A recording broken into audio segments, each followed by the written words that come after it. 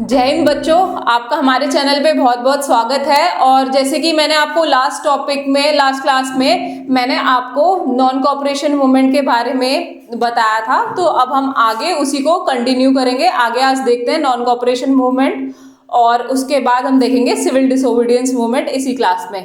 तो ज़्यादा टाइम ना वेस्ट करते हुए आगे बढ़ते हैं। और जिन्होंने वीडियो का सेकंड लिंक नहीं देखा है वो इसका लिंक हमारे डिस्क्रिप्शन बॉक्स में ही है, आप जाके चेक कर सकते हैं। और इस वीडियो का भी लिंक आपको फर्स्ट वीडियो के डिस्क्रिप्शन बॉक्स में मिल जाएगा। और लास्ट क्लास में एक छोटी सी गलती हो गई थी, मैंने बोला ठीक था हिंद स्वराज गांधी जी ने लिखी थी 1909 में, लेकिन वो मैंने बोर्ड पे ह्यूमन एरर हो गया था, उसको मैंने 6 लिख दिया था, तो वो आप सब ठीक कर लेना। तो जैसे कि मैंने आपको बताया था नॉन कोऑपरेशन मूवमेंट स्टार्ट होता है और नॉन कोऑपरेशन मूवमेंट में अलग अलग लोग कैसे कैसे जुड़ते हैं और कैसे कैसे भाग लेते हैं। मैंने आपको मिडिल क्लास के बारे में पूरा करवा दिया था।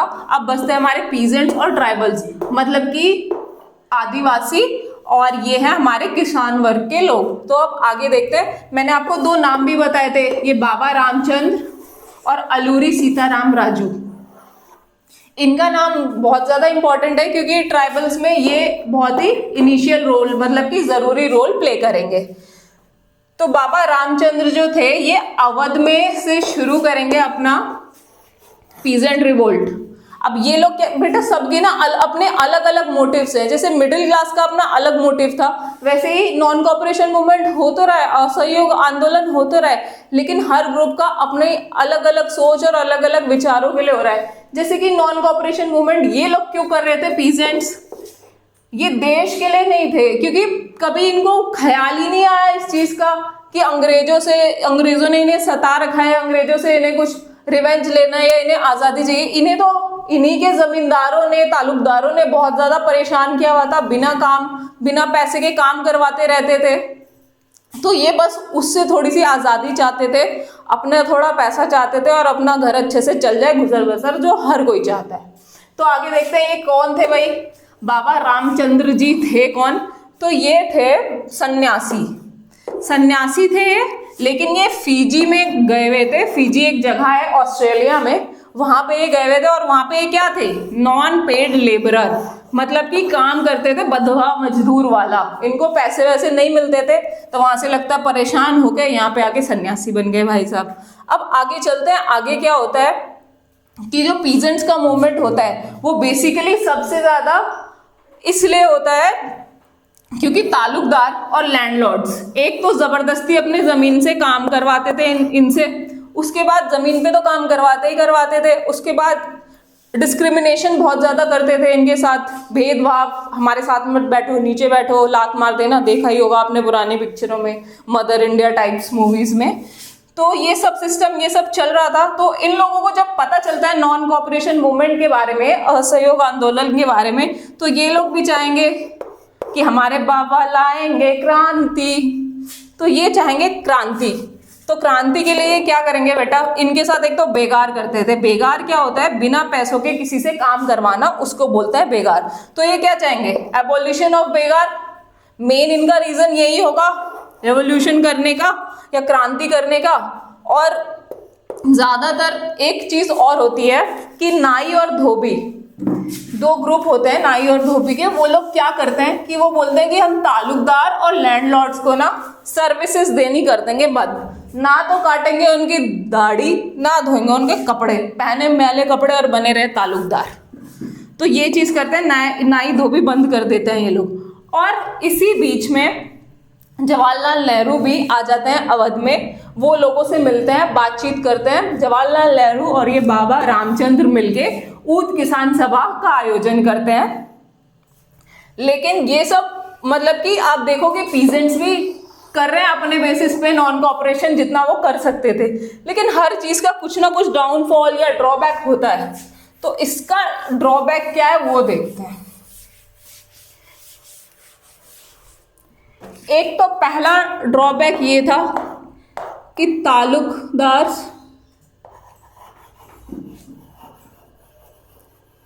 प्लस लैंडलॉर्ड्स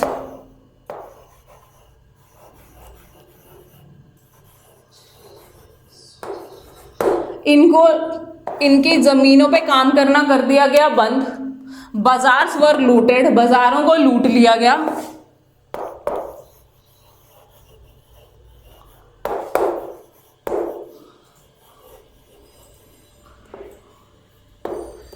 बाजार लूट लिए। इसके बाद एक और चमत्कार होएगा। कुछ लोग ऐसे होते हैं ना जो कि किसी और की बात को मिस इंटरप्रेट करते हैं, मतलब कि किसी ने बोला कुछ और जाके बताया कुछ, कानाफूसी करने वाले लोग। तो ऐसे कुछ मीडिएटर्स थे यहाँ पे जो कि पीजेंट्स के बीच में और कांग्रेस के बीच में मीडिएटर का काम कर रहे थे, मतलब कि अपनी इंफॉर्मेशन इधर उधर देते थे कि कांग्रेस ने ये कहा है वो कहा है। तो वैसे ही कुछ लोगों ने किसानों को बोला और भड़काया कि गांधी जी ने कहा है कि कोई भी ऐसा काम करने की जरूरत नहीं है, मतलब कि लैंडलॉर्ड्स के नीचे काम करने की जरूरत नहीं है। दूसरी बात, गांधी जी ने कहा है कि कोई भी इन्हें रेवेन्यू पे नहीं करेगा, मतलब कि पैसे नहीं देगा। और तीसरी बात, जो भी इनके पास प्रॉपर्टीज थी तालुकदार और लैंडलॉर्ड्स के पास, वो गरीबों में आपस में इक्वली डिस्ट्रीब्यूट हो जाएगा, मतलब कि आपस में बांट दिया जाएगा। अब गांधी जी थे वो हमेशा नॉन वायलेंस की बात करते थे, अहिंसा की बात करते थे।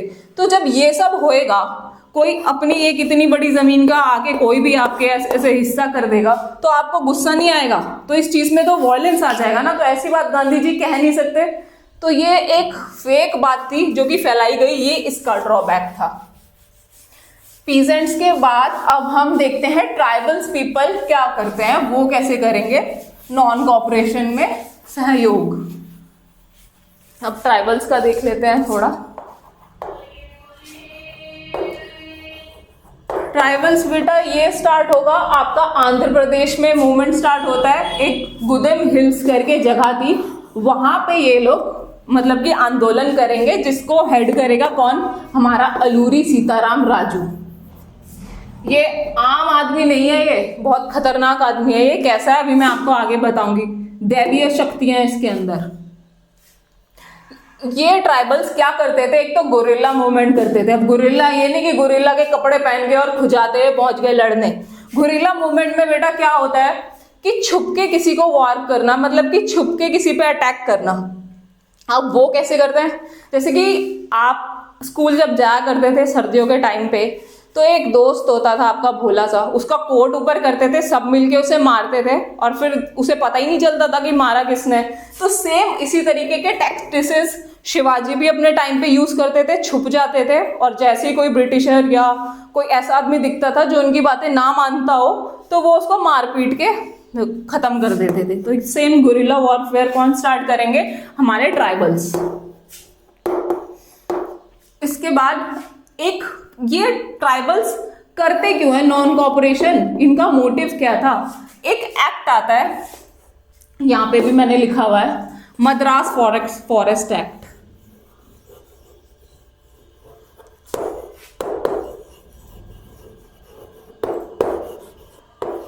ये आता है 1882 में। अब इस एक्ट से क्या होता है?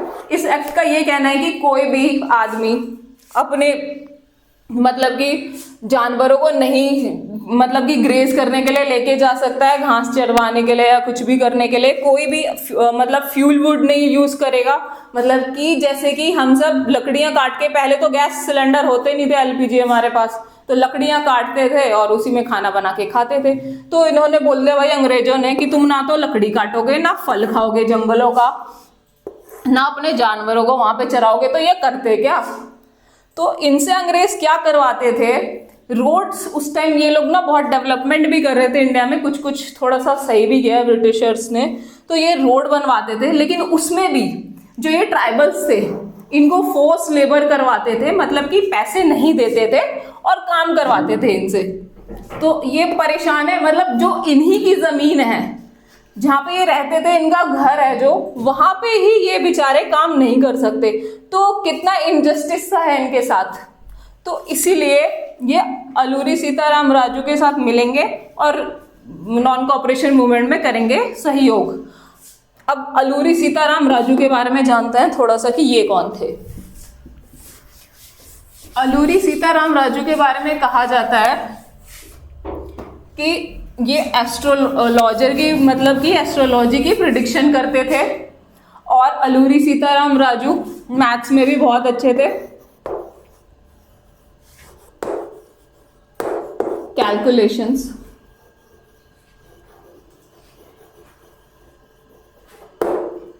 कैलकुलेशंस में बहुत अच्छे थे। उसके बाद he can even survive bullet shots, मतलब देख रहे हो एकदम सुपरमैन वाला आदमी, गोली मार दो फिर भी नहीं मरेगा। Can survive bullet shots.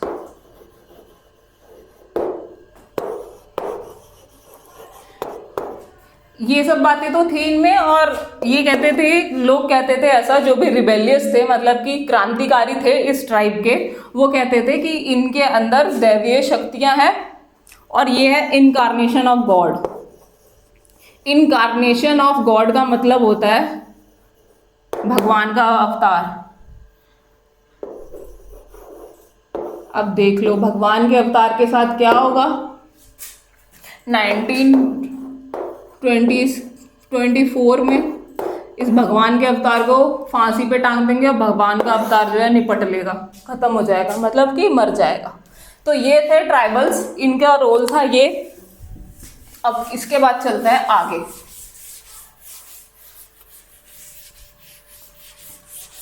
आपकी बुक में दिया हुआ है कि प्लांटेशन करने वाले जो लोग थे आसाम के, उन्होंने भी नॉन कॉपरेशन मूवमेंट में हेल्प की थी। तो उस प्लांटेशंस वाले का थोड़ा सा देख लेते हैं।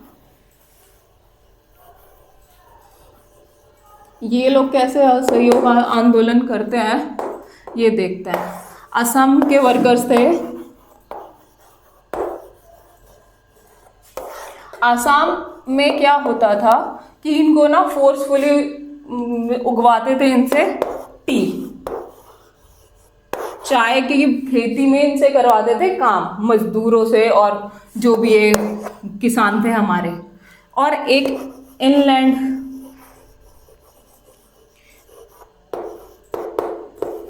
इमिग्रेशन एक्ट आ जाता है।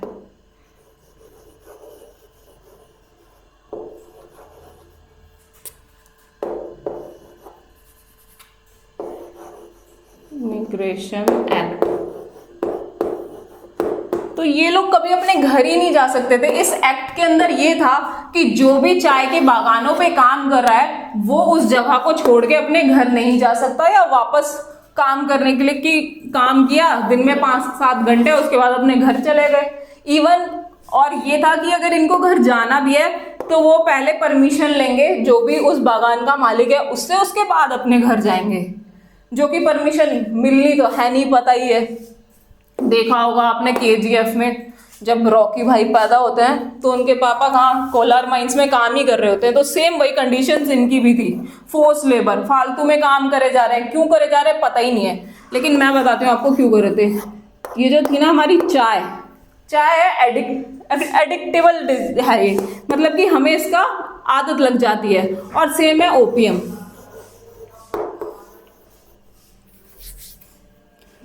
जिसको हम गांजा भी बोलते हैं। तो ये उगवाते थे और टी का सप्लाई चाइना में करते थे जाके। तो चाइना को चाय बेचते थे कौन? अंग्रेज। ये तो थे ही बिजनेस और इंडस्ट्रियलिस्ट माइंड वाले। तो इनको फ्री में लेबर मिल रहा है, फ्री में हमारी जमीन पे चाय मिल रही है, तो क्या आपत्ति है? उगवाते थे, बेचते थे और अपना मजे काटते थे, सारा पैसा इंग्लैंड में भेज देते थे। तो ये सब थी परेशानियां नॉन कॉपरेशन मूवमेंट की। चलो ये तो फिर भी कुछ नहीं था। अब मेन ट्रिगर आता है जिसकी वजह से नॉन कॉपरेशन मूवमेंट हो जाता है बंद। अब नॉन कॉपरेशन मूवमेंट क्यों बंद हो जाता है? एक जगह है चौरी चौरा, गोरखपुर में।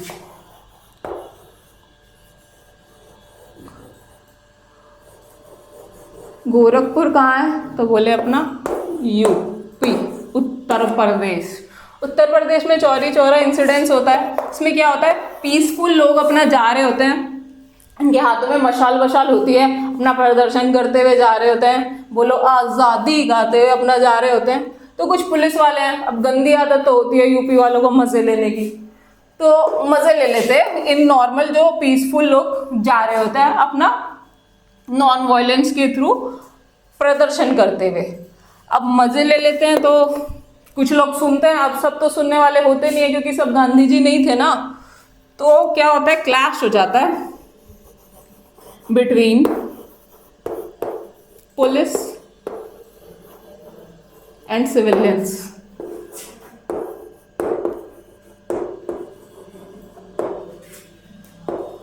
तो ये जो क्लैश होता है इसमें हाथापाई होती है पहले तो, लेकिन जो ये लोग पीसफुली जा रहे होते हैं, इनके हाथ में होते हैं मशाले। तो पुलिस वाले हैं, जब इनकी पिटाई शुरू हो जाती है ना पुलिस वालों की, तो ये फटाफट से अपने थाने में जाके बैठ जाते हैं, यहाँ घुस जाते हैं सारे। दरवाजा तो बंद कर लेते हैं बट बेचारे खिड़की बंद करना भूल जाते हैं। तो खिड़की से लोग क्या करते हैं, सब अपनी मशाले, यहाँ पे जलती हुई मशाले इसके अंदर फेंक देते हैं। मशाले फेंक देते हैं, उससे क्या होता है, सारे पुलिस वाले यहाँ पे जल के मर जाते हैं। 22 पुलिस वाले और 3 सिविलियंस।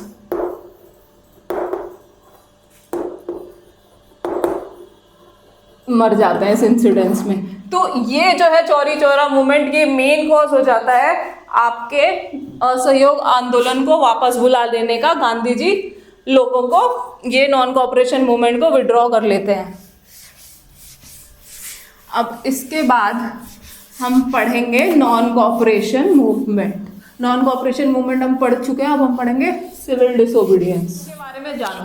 अगले टॉपिक की तरफ बढ़ने से पहले आप सभी स्टूडेंट को एक खुशखबरी देना चाहता हूं कि अनअकैडमी एप्लीकेशन अपने प्लेटफॉर्म पे एक बहुत ही फायदेमंद, एक बहुत ही जरूरी फीचर लेके आई है बच्चों, जो कि आप सभी स्टूडेंट के लिए बहुत ही ज्यादा बेनिफिशियल होने वाला है। आप लोगों ने कई बार देखा होगा कि आप अपने किसी सब्जेक्ट के कई क्वेश्चन ऐसे होते हैं जिनमें हम फंस जाते हैं, जिनमें हम बहुत ही ज्यादा टाइम वेस्ट भी कर देते हैं, लेकिन उसके बाद भी हमें उनके सॉल्यूशंस नहीं मिल पाते। हम लोग नेट पर भी उन क्वेश्चन को सॉल्व करने की कोशिश करते हैं, और आप लोगों ने देखा होगा कि ऐसी कई सारी वेबसाइट्स भी हैं जो स्कैन करके क्वेश्चन के आंसर तो बता देती हैं, लेकिन ऐसे कई सारे क्वेश्चन होते हैं जो कि उन वेबसाइट्स पर भी मौजूद नहीं होते हैं बच्चों। ठीक है, तो अनअकैडमी एप्लीकेशन पे बच्चों अनअकैडमी आस्क अ डाउट एक नया फीचर आया है, जिसमें कि क्लास 6 से लेकर क्लास 12 तक के जितने भी स्टूडेंट्स हैं, उन सभी स्टूडेंट के जो भी सब्जेक्ट्स हैं, उनमें अगर आपको किसी भी क्वेश्चन में अगर कोई प्रॉब्लम आती है तो आप अपने डाउट्स को बेटा अनअकैडमी एप्लीकेशन पे पूछ सकते हैं बच्चों।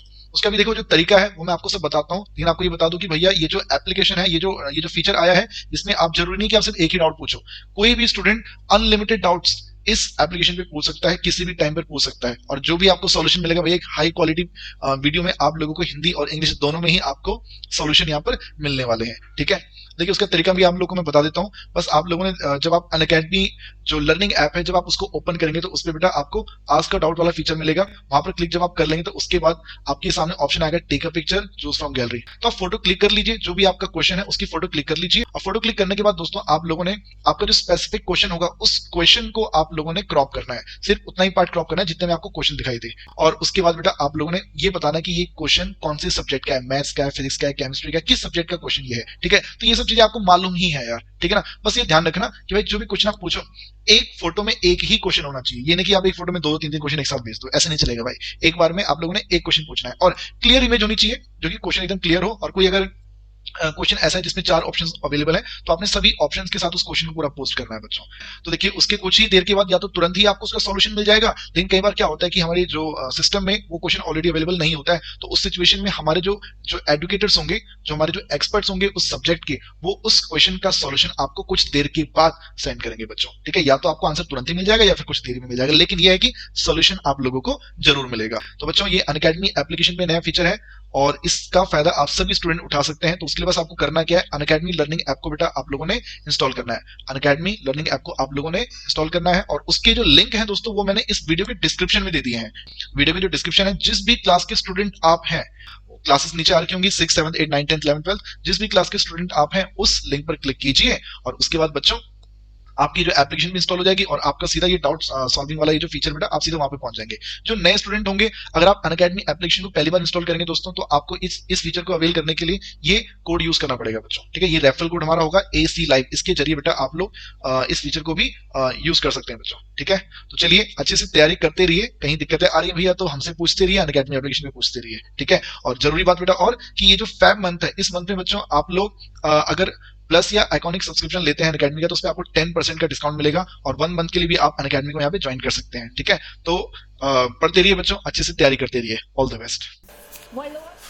तो अब आगे चलते हैं और देखते हैं सिविल डिसोबीडियंस, जिसको सविनय अवज्ञा आंदोलन बोलते हैं, उसमें क्या क्या हुआ था? सबसे पहले तो जो नॉन कॉपरेशन मूवमेंट का रायता फैला था उसको गांधी जी बुला लेंगे वापस, कॉल्ड ऑफ कर देंगे Gandhi ji non cooperation movement को, ये मैंने यहाँ पे शॉर्ट फॉर्म में लिख दिया है। उसके बाद चित्तरंजन दास और मोतीलाल नेहरू ये सोचेंगे कि हमें ऐसे तो काम चलेगा नहीं, हमें अपनी खुद से पार्टी बनानी चाहिए और हमें मांग रखनी चाहिए, इलेक्शंस लड़ने चाहिए और जीत के उसके बाद ही अगर हमें कोई बात अपनी मनमानी है तो हमें ये चीज़ तो करनी ही पड़ेगी।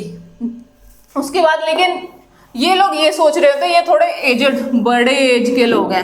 अब जो यंग लीडर्स थे मतलब कि जवाहरलाल नेहरू और सुभाष चंद्र बोस, वो बोलते हैं कि नहीं, हमें और ज़्यादा मास एजिटेशन चाहिए, मतलब कि और ज़्यादा भीड़ इकट्ठा करनी चाहिए हमें सविनय अवज्ञा आंदोलन शुरू करने के लिए। इसी बीच में क्या हो जाता है, साइमन कमीशन आ जाता है।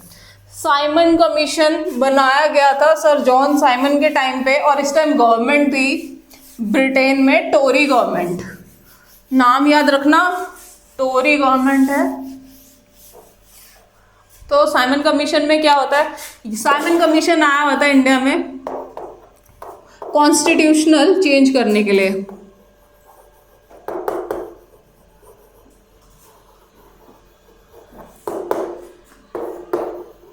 मतलब कि लोगों के हित की बातें, कि क्या क्या अच्छा होना चाहिए हमारे संविधान बनाने के लिए और उसमें सजेशंस देने के लिए साइमन कमीशन हेड करी गई थी, और जिसके की हेड थे सर जॉन साइमन।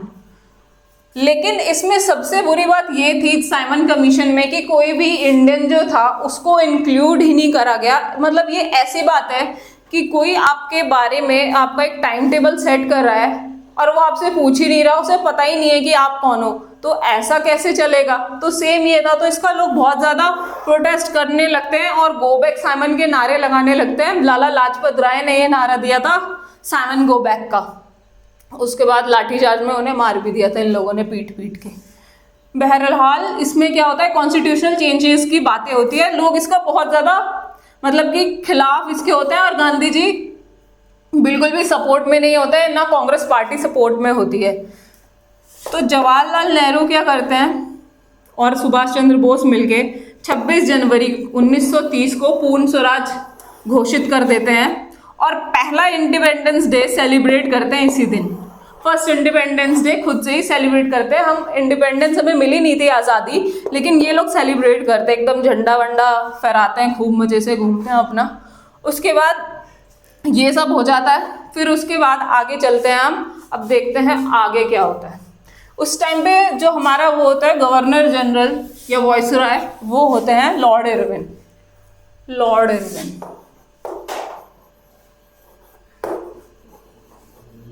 अब लॉर्ड इरविन को गांधी जी बोलते हैं, अल्टीमेटम देते हैं। कब देते हैं? 31 जैन को 1930 में लिख के इनको बोलते हैं कि मेरे 11 डिमांड्स हैं, 11 डिमांड्स हैं, उनको या तो पूरा करो, नहीं तो मैं सिविल डिसोबीडियंस मूवमेंट जो है स्टार्ट कर दूंगा। और ऐसा नहीं है कि बोला और सीधा सिविल डिसोबीडियंस स्टार्ट कर दिया, टाइम पीरियड भी दिया जाता है गांधी जी और कांग्रेस के द्वारा इनको 11 मार्च तक का, मतलब 2 महीने तक, लगभग 1.5-2 महीने तक वेट भी करते हैं गांधी जी। लेकिन लॉर्ड इरविन कोई रिस्पॉन्स देते नहीं है, तो फिर जो है हमारा सविनय अवज्ञा आंदोलन शुरू हो जाता है। और ये शुरू कैसे होता है? तो ये स्टार्ट होता है एक सबसे खतरनाक लॉ को तोड़ते हुए। और ये जो 11 डिमांड्स गांधी जी ने कही थी, उसमें एक सबसे ज़्यादा मेन ये भी डिमांड थी कि सॉल्ट टैक्स जो है उसको हटा देना चाहिए। अब सॉल्ट बेटा ऐसा है कि गरीब भी खाता है, अमीर भी खाता है, हिंदू भी खाता है, मुसलमान भी खाता है। तो सॉल्ट जो था, नमक, एक तरीके से बहुत इंपॉर्टेंट रोल प्ले कर रहा था सबको ब्रिंग टुगेदर करने में, मतलब कि यूनाइट करने में। सॉल्ट मूवमेंट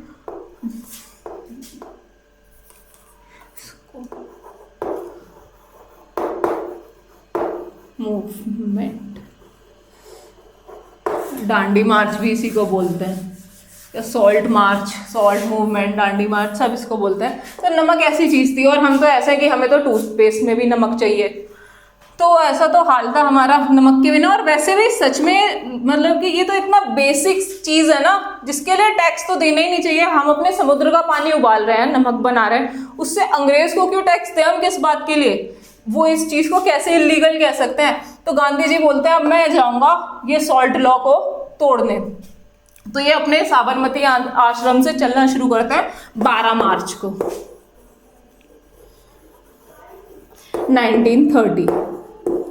1930 12 मार्च को ये चलना शुरू करते हैं। ये पहुंच जाते हैं 6 अप्रैल को। मैं आपको बार बार बोल रही थी ना पिछली क्लास में कि ये डेट याद रखो, ये डेट ध्यान से देखो। 1990 में सिविल डिसोबीडियंस स्टार्ट करना था रॉडेट एक्ट के अगेंस्ट, लेकिन तब तो गांधी जी कर नहीं पाए थे। तो देखो 6 अप्रैल को ही वो पहुंचेंगे डांडी, और ये चले थे 78 लोगों को अपने साथ लेके। लेकिन आगे बहुत लोग इससे जुड़ते जाते हैं और ये जो है बढ़ता जाता है। सॉल्ट मार्च जाते हैं, पहुंचते हैं, लॉ ब्रेक करते हैं, सॉल्ट बनाते हैं। और सेम चीज अब्दुल गफ्फार खान भी कर रहे होते हैं लाहौर में, जिनको भी फ्रंटियर गांधी भी कहा जाता है। अब इस सिविल डिसोबीडियंस मूवमेंट में, जैसे कि नॉन कोऑपरेशन मूवमेंट में हमने देखा कौन कौन पार्टिसिपेट कर रहा था, तो इसमें पार्टिसिपेट कर रहे थे लैंडलॉर्ड्स, इंडस्ट्रियलिस्ट्स,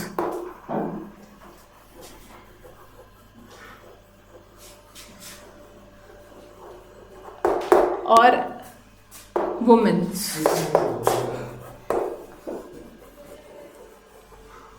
लैंडलॉर्ड बेटा ये गुजरात के थे और जाट थे यूपी के। ये सपोर्ट कर रहे थे सिविल डिसोबीडियंस मूवमेंट को बहुत ज़्यादा, क्योंकि इनको लग रहा था कि इनके जो लैंड है जो ज़बरदस्ती अंग्रेज़ों ने ले लिए हैं वो इनको वापस मिल जाएगा। उसके बाद इंडस्ट्रियलिस्ट, जब वर्ल्ड वॉर 1 ख़त्म हुआ था तो इनको लग रहा था, इंडिया तो लड़ी नहीं थी वर्ल्ड वॉर 1, ब्रिटेन लड़ रहा था, तो छोटी छोटी ना लघु उद्योग शुरू हो गए थे। और लघु उद्योग में इन्होंने जैसे थैला बना लिया, झोला बना लिया, लिफाफे, रुई, ये सब का इंडस्ट्रीज डाल दी थी। तो हमारी इंडस्ट्री जो है बहुत ज़्यादा एक्सपोर्ट कर रही थी, एक्सपोर्ट जो था इंक्रीज हो रहा था। अब एक्सपोर्ट इंक्रीज था, पैसा आ रहा था, लेकिन जैसे ही वर्ल्ड वॉर ख़त्म हुआ एक्सपोर्ट जो था डिक्रीज हो गया और इम्पोर्ट बढ़ने लगे इंडिया में। इम्पोर्ट बढ़ने लगे तो इनको हो गई टेंशन, तो इसलिए ये भी सिविल डिसोबीडियंस मूवमेंट में सपोर्ट कर रहे थे। और वुमेन बहुत ज़्यादा रोल प्ले कर रही थी। गांधी जी के सॉल्ट मार्च में भी गई थी वो, और बहुत सारे औरतें जेल भी गई थी। और इस सिविल डिसोबीडियंस मूवमेंट, आपको क्या लग रहा है अंग्रेज हाथ रख के देखते रहेंगे कि अच्छा भाई करो, हमारे लॉ तोड़ो, हम कुछ नहीं करेंगे? 1 लाख लोगों को इन्होंने गिरफ्तार कर लिया था, गांधी जी को जेल में डाल दिया था। उसके बाद जवाहरलाल नेहरू और जितने भी मतलब कि पॉलिटिकल प्रिजनर्स बोल के कि ये लोग जो है पॉलिटिकल वो है, गुलाम है और इन्होंने क्राइम किया है, तो इनको उठा के जेल में डाल दिया। उसके बाद फर्स्ट राउंड टेबल कॉन्फ्रेंस होती है, उसमें कोई भी इंडियन पार्टिसिपेट नहीं करता है। उसके बाद सेकेंड राउंड टेबल कॉन्फ्रेंस होती है लंदन में,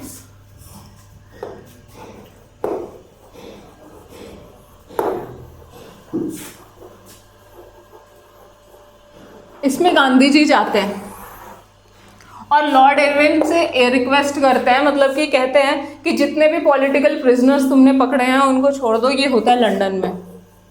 बट गांधी जी मूवमेंट ना पहले ही कॉल्ड ऑफ कर चुके होते हैं, क्योंकि इरविन बोलते हैं अरे गांधी जी आप पहले मूवमेंट तो वापस लो, फिर आपकी सारी बातें मानेंगे।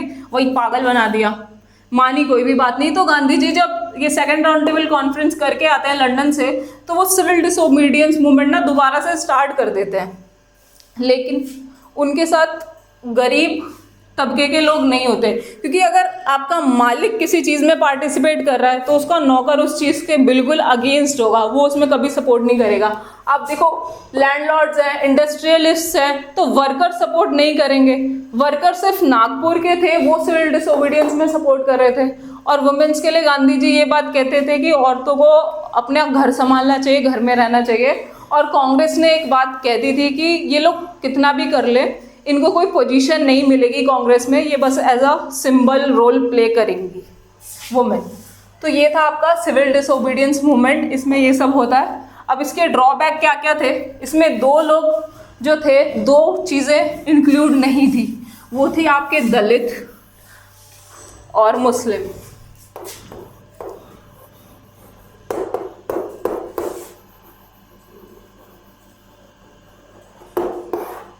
दलित क्यों नहीं थे बेटा? क्योंकि ये तो अनटचेबल थे, इनके साथ तो छुआछूत का ही हमने ड्रामा इतना मचा रखा था, अरे यहाँ बैठ गया, वहाँ क्यों बैठ गया, अरे मुझे क्यों छू लिया, ये सब करना चालू, 50 बार नहाते रहते थे किसी का हाथ टच हो जाए तो ये सबको गांधी जी ने बोला हरिजन। हरिजन मतलब भगवान के बच्चे, हरि जमा जन, हरि के बच्चे। और गांधी जी अनटचेबिलिटी के बहुत ज़्यादा खिलाफ थे। उन्होंने कहा जब तक ये इस तरीके के टैबोस मतलब कि रूढ़िवादी सोच नहीं बदलेगी तब तक कभी इंडिया आगे बढ़ ही नहीं सकता। तो वो इनको बहुत सपोर्ट करते थे और इवन अपने टॉयलेट्स भी गांधी जी खुद ही साफ करते थे। ये सब चीज़ें हैं आपकी बुक में गिवन। आगे चलते हैं और मुस्लिम्स का देखते हैं। तो इसी में दलित में एक और चीज़ होती है। दलित में आप जानते हो कि BR अम्बेडकर को, जिन्होंने हमारा कॉन्स्टिट्यूशन लिखा था,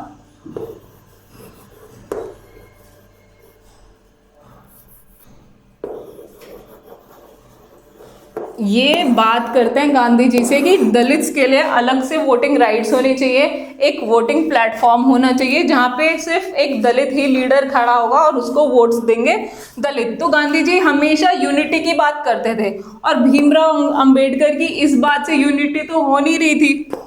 तो अब गांधी जी बैठ जाते हैं आमरण अनशन पे, उपवास पे बैठ जाते हैं गांधी जी और बोलते हैं कि अगर ये BR अम्बेडकर जी मेरी बात नहीं मानेंगे तो जब तक मैं भूख हड़ताल करूंगा और जब तक मैं मर नहीं जाता। तो BR अम्बेडकर बहुत ज़्यादा प्यार भी करते थे गांधी जी से, तो ये इनकी बात मान लेंगे और फिर हो जाएगा पूना पैक्ट, मतलब पूना का समझौता, पूना पैक्ट हो जाएगा फिर इसके बाद। तो गांधी जी इनको ये चीज़ बोलते हैं कि अभी तो नहीं, लेकिन जब इंडिया इंडिपेंडेंट हो जाएगा उसके बाद दलितों को अलग से उनका मतलब कि राइट्स भी मिलेंगे और उनको जो है रिजर्वेशंस भी मिलेंगे। और मुस्लिम्स का तो ऐसा है कि नॉन कॉपरेशन मूवमेंट में मुस्लिम्स बहुत ज़्यादा साथ में थे, तो मुस्लिम्स को लेकिन उससे कुछ ज़्यादा फायदा नहीं हुआ। जैसे ही non cooperation movement called off हुआ उसके बाद क्या होने लगा, मुस्लिम्स की वैल्यू और ज़्यादा डिक्लाइन होने लगी। ऊपर से हिंदू महासभा,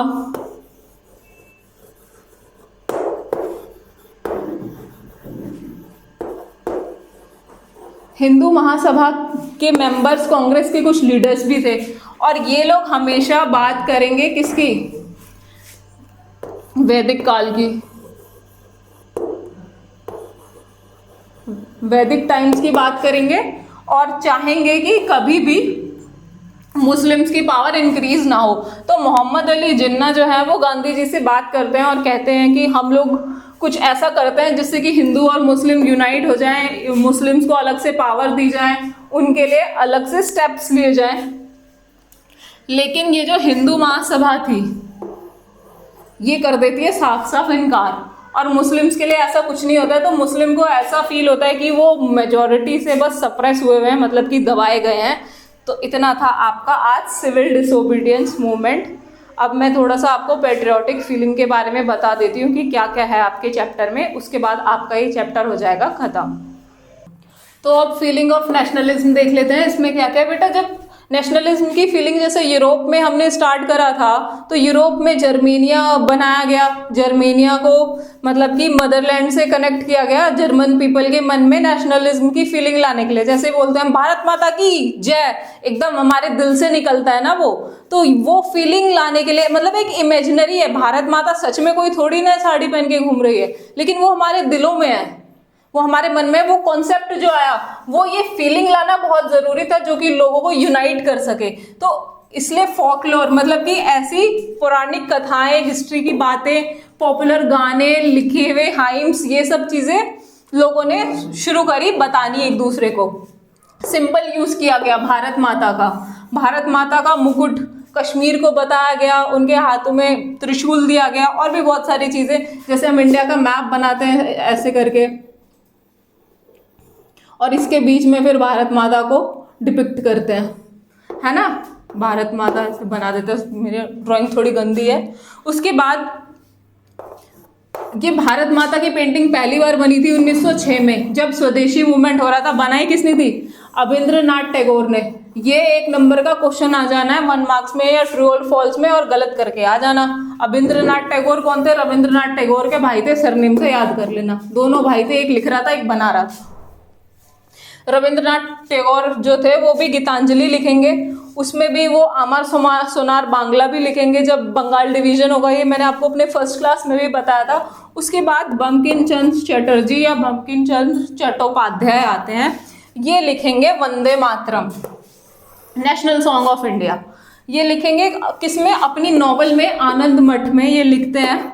और ये गाना बहुत ज़्यादा फेमस हुआ था स्वदेशी मूवमेंट के टाइम पे। उसके बाद सब झंडे बनाते हैं अपना अलग अलग, फिर गांधी जी ही झंडा बनाते हैं। गांधी जी का डिजाइन होता है, ट्राई कलर होता है, रेड, ग्रीन और वाइट का वो यूज करते हैं, और बीच में उनका चरखा होता है ऐसे, स्पिनिंग व्हील। बाद में हम ये सब पार्ट हटा देते हैं क्योंकि हटाने में तो हम चालू थे ही, फिर यही झंडा बच जाता है हमारा।